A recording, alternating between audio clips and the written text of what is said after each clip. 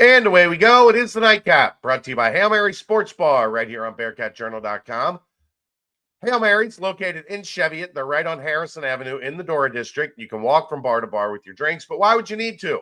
When you can just stick around at Hail Mary's, 27 TVs, 9-screen video wall, not a bad seat in the house to watch UC Dayton on Friday night. They have every sports package, and Cincinnati sports will always be on the video wall. So get out to Hail Mary's. They've got a brand new cooler, brand new draft lines. And not only do they pour the coldest beer around, but they do so in 32.8 degree beer frosted glasses. Go get you some Cincy Light tomorrow night and watch the Bearcats take on the Flyers at Hail Mary's. All right, Aaron. Be a quick one tonight.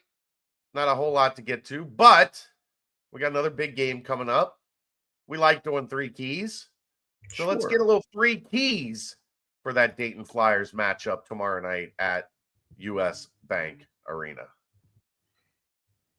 Get weird with it. All right. The game right now opened at 3.5, favoring Cincinnati, still remains 3.5. Your over-under started at 140.5. It's dropped to 138.5. And your money line, Cincinnati, is minus 165, while Dayton is plus 140. ESPN Analytics has Dayton as a 29.8% chance to win, with Cincinnati at a 70.2% chance to win. A little surprised by that. I thought this was going to be like a point and a half, but for whatever reason, the metrics like Cincinnati. I'll take it. We need immediate energy again. They need to keep that switch on, whatever that switch is that they like to play around with. Quit playing with the switch. Keep the energy from the start and keep it till the end. You saw a little bit of adversity against Xavier and some guys not shooting well, but I don't feel like there was ever at any point in time a drop in energy in that game. Maybe it was because of the crowd, but you have to keep the immediate energy again, despite this very well could be a 50-50 split on the crowd with Dayton and Cincinnati fans. So just keep that energy. Continue playing the hot hand. I like that the lineups got shortened a little bit. I like that Aziz was a little playing very well, and coach decided to continue running with Aziz as opposed to giving AP additional minutes just to give AP additional minutes. So I hope that coach continues to play the hot hand, whoever that may be, and ride it until you have the W. And number 3, keep making the easy ones easy. That goes for free throws. 19 of 27 was very good. And it also goes for those wide open looks. But make sure they're the good wide open looks as opposed to NBA range threes. Just because you're wide open, there's probably a reason if your name is not Simas Lukosius. And even then, I feel like it's not even... Let's not take the 27-footers with 16 seconds on the shot clock. You don't really need to do that, or on a fast break. I mean, if he's like 6 of 7 from 3, I'll let him take one. Heat check is fine. If he's having a bad night, right? Let's maybe not do that one.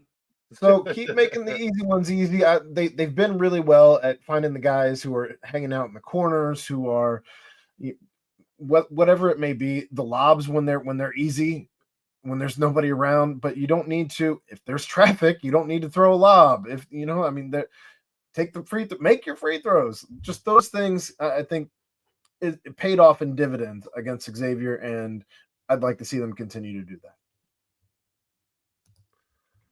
Those are my 3. All right. I will pull mine up here in just a second. There we go. You ready? I'm ready. Hit me. Size matters. You got to make sure size matters, Aaron. Cincinnati, on average height, is the 16th tallest team in the country. Dayton is 339th out of 350 or so. You have a decided advantage in size across the board against the Dayton Flyers.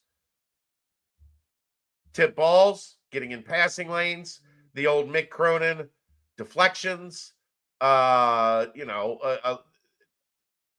rebounding, obviously, block shots, dunks, all the things that come with having a team that is significantly, there's not a small height advantage here.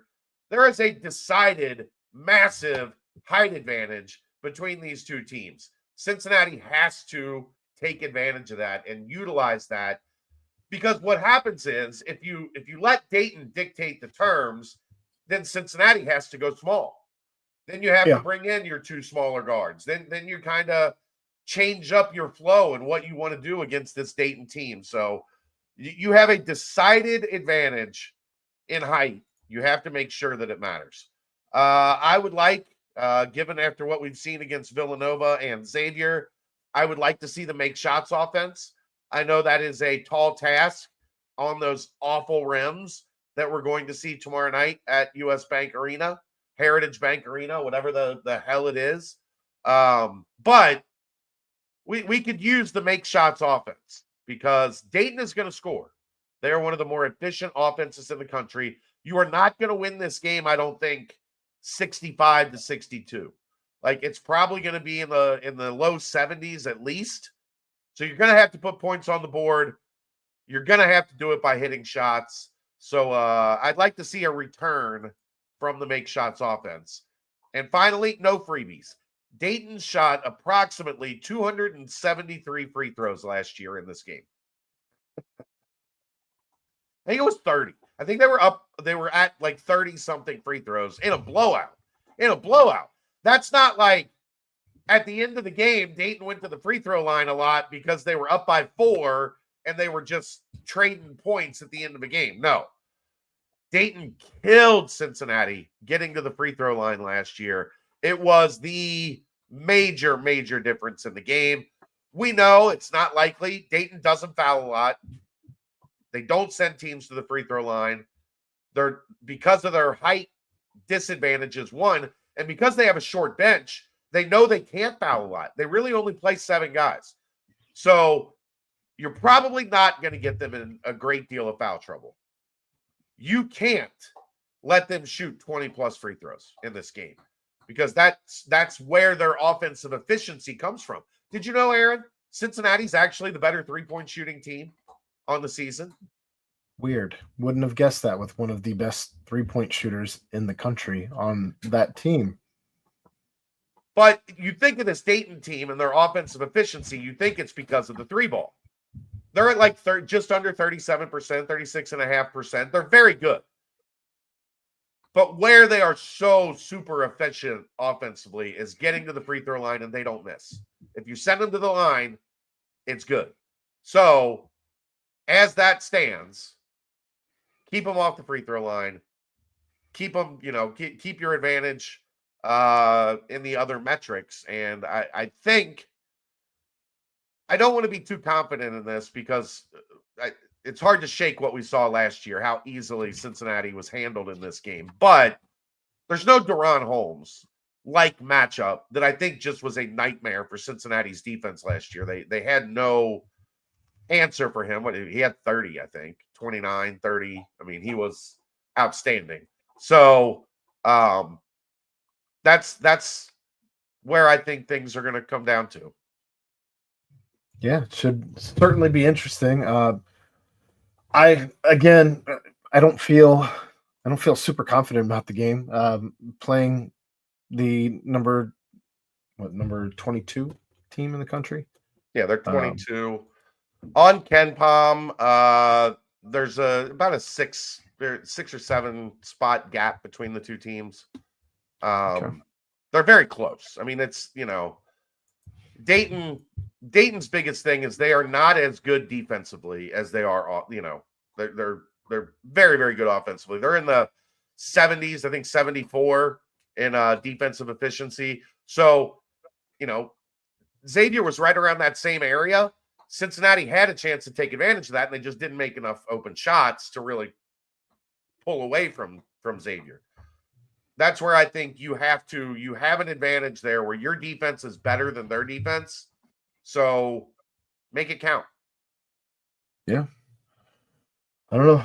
We'll see. I'm more intrigued to see what the if they can indeed take advantage of their size and possibly get Dayton into foul trouble if Dayton can continue to be as aggressive as they are when on offense in order to get to the free throw line, because it's a little harder to do when you're in a little bit of foul trouble. Yeah, I think where that's interesting, Aaron, is they really only have 3 guys to play in their front court. They have the big French kid, Zed Right. Key, who is an undersized big man, but plays the 5 for them effectively. He's very good.